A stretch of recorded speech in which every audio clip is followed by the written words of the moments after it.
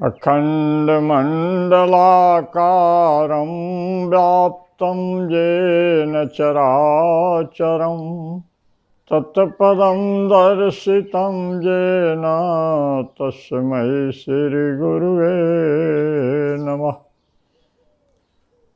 महाभारत के युद्ध की तैयारी हो चुकी थी।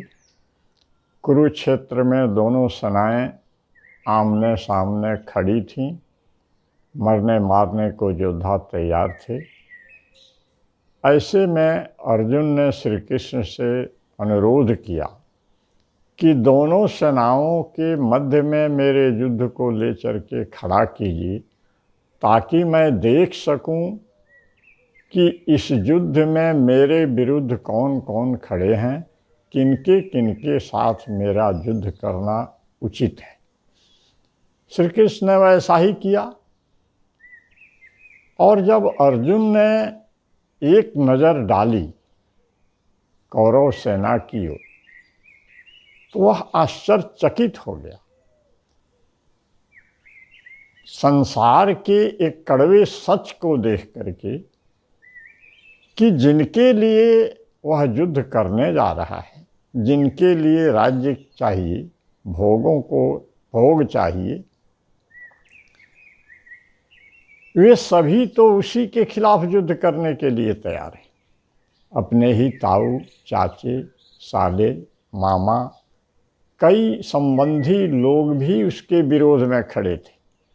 गुरु द्रोणाचार्य, भीष्म पितामह, कृपाचार्य, ऐसे अनेक लोग पांडव सेना के विरोध में खड़े नजर आए। अर्जुन का माथा ठनका, रोम रोम कंपायमान हो गया, आँखों से अश्रु गिरने लगे। क्या विचित्र दृश्य है, कैसा है यह संसार। जिनके लिए सब कुछ करो, वे ही उस व्यक्ति के विरुद्ध संसार में खड़े नजर आते हैं। ऐसा हम लोगों के जीवन में भी होता है। इसलिए यह प्रसंग आज के समय में भी कितना प्रासंगिक है, यह विचार करने की बात है। उसने श्री कृष्ण से कहा कि प्रभु, यह बताइए कि जिन्होंने मुझे गोद में खिलाया, उन भीष्म पितामह से मैं कैसे युद्ध करूं? जिन्होंने मुझे बाण विद्या सिखाई, उन गुरु द्रोणाचार्य पर मेरे बाण कैसे चलेंगे? और ये मेरे चचेरे भाई हैं, कोई भतीजा है, कोई मामा है, कोई साला है।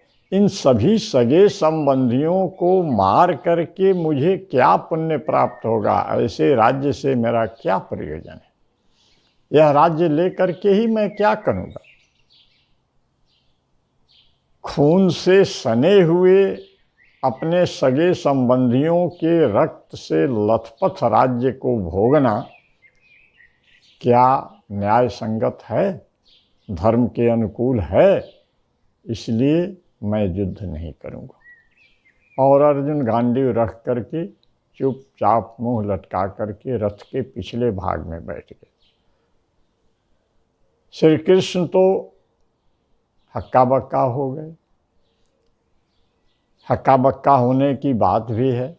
भाई, जिसने जीवन भर बाण विद्या की साधना की और कर्तव्य जब सामने आया, युद्ध सामने आया, तो वह आदमी हथियार डाल करके बैरागी बन जाए, पलायनवादी बन जाए, क्या यह उचित है?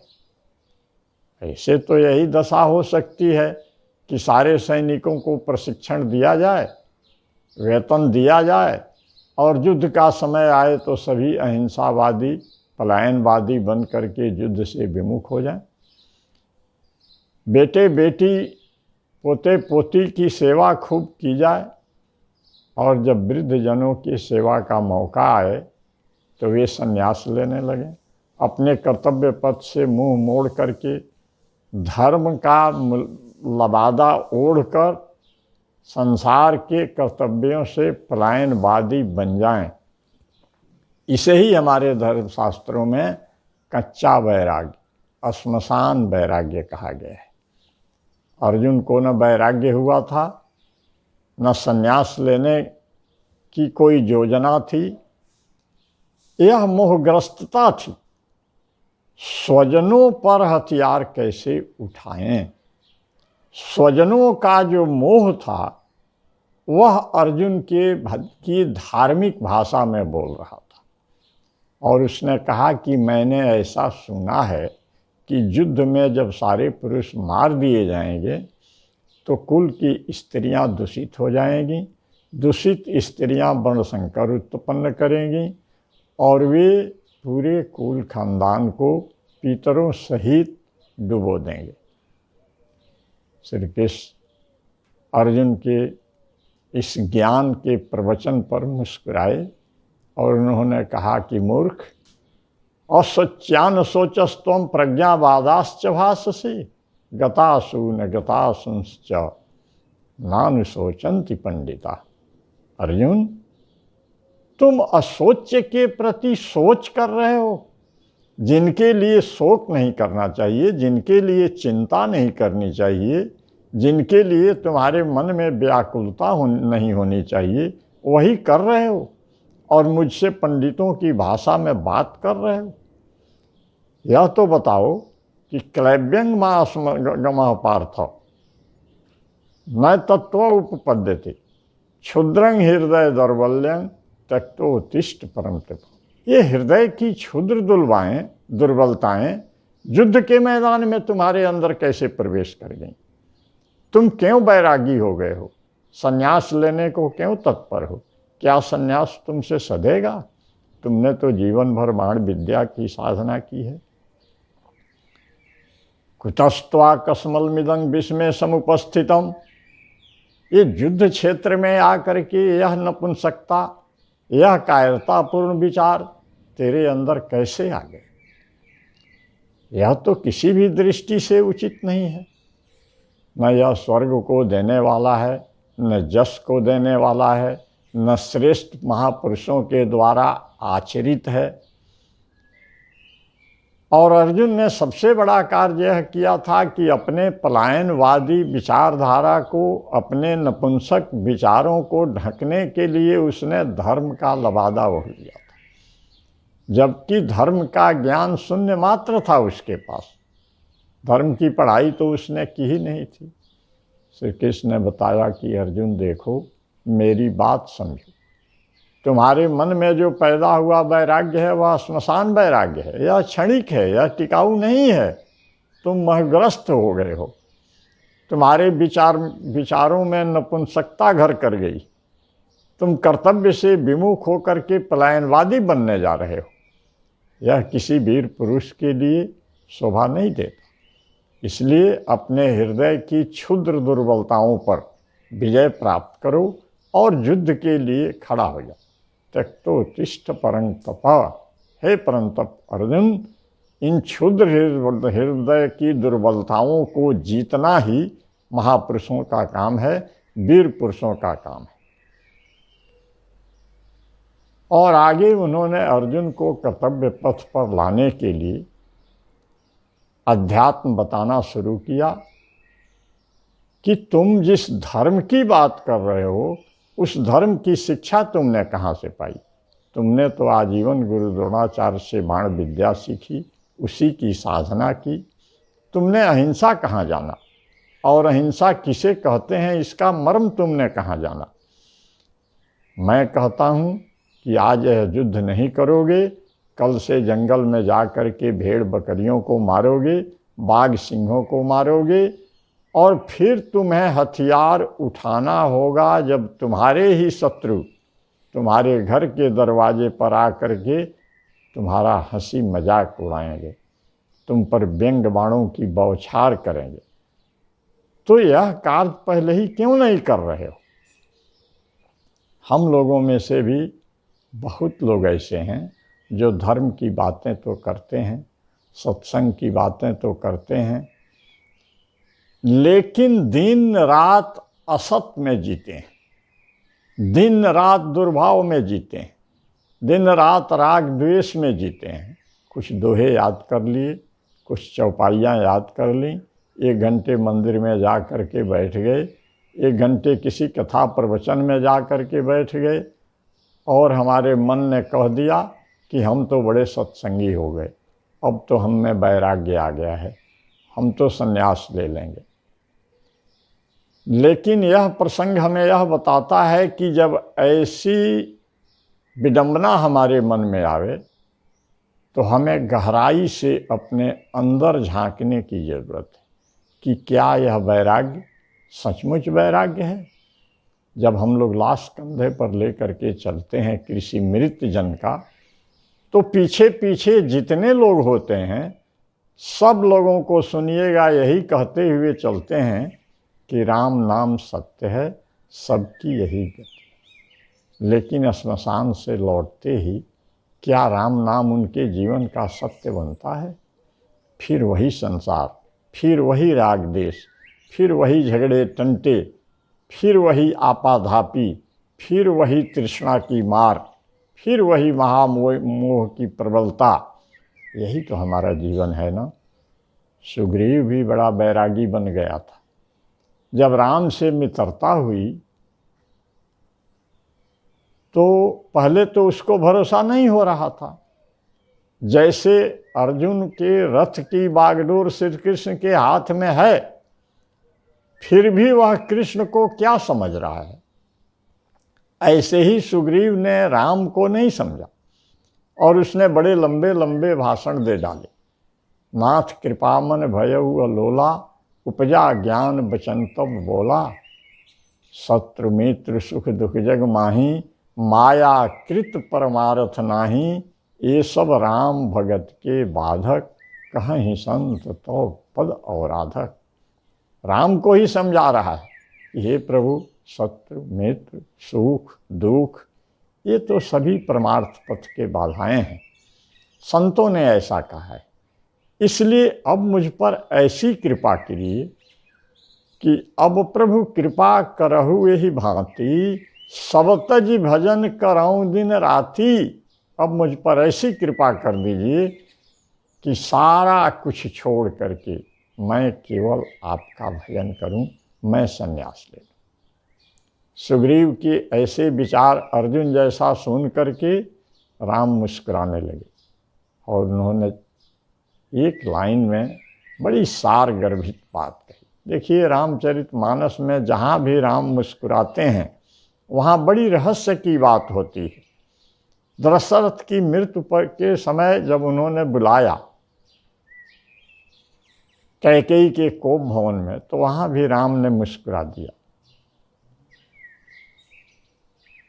मन मुस्काई भानु कुल भानु, राम सहज आनंद निधानु। जरा सोचिए, कैकेयी के कोप भवन का क्या दृश्य है। जिसको राज्य नहीं करना है वह पिता पुत्र को राज्य देने के लिए बेचैन है, मर रहा है, और जिसको राज्य करना है, जिसको गद्दी चाहिए, वह वनगमन की बात सुन करके मुस्कुरा रहा है, इछला रहा है। कैसा ज्ञान दिया था हमारे संत सद्गुरुओं ने उस महापुरुष को। यही हालत कुरुक्षेत्र की हो रही है। जिस महाविनाश को देख करके अर्जुन रो रहा है, हथियार फेंक रहा है, उसी महाविनाश को देख करके श्री कृष्ण इछला रहे हैं, हंस रहे हैं, और वे समझा रहे हैं कि अर्जुन, तेरे गांडीव फेंक देने से भी यह महाविनाश रुकने वाला नहीं है। इसकी व्यवस्था सुनियोजित है, प्रकृति आधारित है। तुम लड़ोगे या नहीं लड़ोगे, मारोगे या नहीं मारोगे, ये योद्धा मरेंगे। ये तो मर चुके हैं, तुम केवल माध्यम बन जाओ। तुम्हारे माध्यम से इनको मरना है, तुमको कुछ करना नहीं है। तो राम ने भी सुग्रीव को समझाया, जैसे कृष्ण ने अर्जुन को समझाया कि मित्र, तुम जो कह रहे हो वह तो ठीक है, संन्यास ले सकते हो, भाग सकते हो, घर परिवार छोड़ सकते हो, लेकिन मैं जो कह रहा हूँ वह भी सत्य है कि अभी थोड़ी देर में तुम अपने भाई को मरवाने के लिए मुझसे प्रार्थना करोगे। और यही हुआ। जब उन्होंने सुग्रीव को बाली को ललकारने के लिए भेजा और बाली ने एक घुस्सा कस करके मारा, तो वही सुग्रीव जो क्षण भर पहले वैराग्य की बात कर रहा था, आकर के राम से अनुरोध करने लगता है कि बंधु न होय मोरे यह काला। हे रघुवीर, हे प्रभु, यह मेरा भाई नहीं, यह तो मेरा दुश्मन है, इसको जितना जल्दी हो मार गिराइए। तब से राम ने बाण उठाया और बाली का वध किया। तो बंधुओं, इस प्रसंग पर विचार करते हुए हमें भी अपने कर्तव्य पथ पर सावधान रहना है। हम जीवन में पलायनवादी न बने, कच्चे वैराग्य से सावधान रहें और अपने कर्तव्य पथ से कभी मुख न मोड़ें। यह गीता के इस प्रसंग की का सार है, रहस्य है, यही इसका संदेश है। श्री कृष्ण अर्जुन से साफ कहते हैं कि अर्जुन, कर्मों को छोड़ देना योग नहीं है और केवल अग्नि का त्याग संन्यास नहीं है। तुम योग, योगी और संन्यास को ठीक से समझने का प्रयत्न करो। घर छोड़ देने से वैराग्य नहीं सधता, परिवार छोड़ देने से वैराग्य नहीं सधता, सांसारिक दायित्वों से मुंह मोड़ लेने से, युद्ध से मुंह मोड़ लेने से संन्यास नहीं सधता। इस रहस्य को समझो। और श्री कृष्ण ने योग, योगी, संन्यास, कर्म आदि की एक विस्तृत नई दृष्टिकोण से जो व्याख्या गीता में की है, वह आगे समय समय पर के वीडियो पर हम लोग विचार करेंगे कि योग और योगी क्या है, संन्यास क्या है, धर्म क्या है, कर्म क्या है, कर्म का रहस्य क्या है और कर्म की गहनता क्या है, गंभीरता क्या है। इस छोटे से वीडियो में कि बस इस मैसेज पर हम लोग विचार करें कि हम कभी भी अपने कर्तव्य पथ से मुख न मोड़ें। भागने की, पलायन करने के विचार हमारे मन में न आवें। देखिए, शरीर से असमर्थ होना दूसरी बात है, लेकिन हमारे विचारों में जब नपुंसकता आ जाती है, हमारे विचारों में जब कायरता आ जाती है, तो हम कहीं के नहीं रह जाते। ऐसे नपुंसक विचारों को, नकारात्मक विचारों को, पलायनवादी विचारों को अपने दिल से, दिमाग से निकाल फेंकिए, अपने कर्तव्य पथ पर आगे बढ़िए। यही इस प्रसंग का संदेश है। इसको गंभीरता से समझने की और जीवन में अपनाने की जरूरत है। धन्यवाद। और यदि यह वीडियो आपको पसंद आए तो मेरा YouTube चैनल आध्यात्मिक जीवन को सब्सक्राइब कर लें और घंटी बजाना न भूलें, ताकि अगले वीडियो आप तक पहुंचते रहें। मेरा संपर्क नंबर है 82 940 91 494, 82 940 91 494।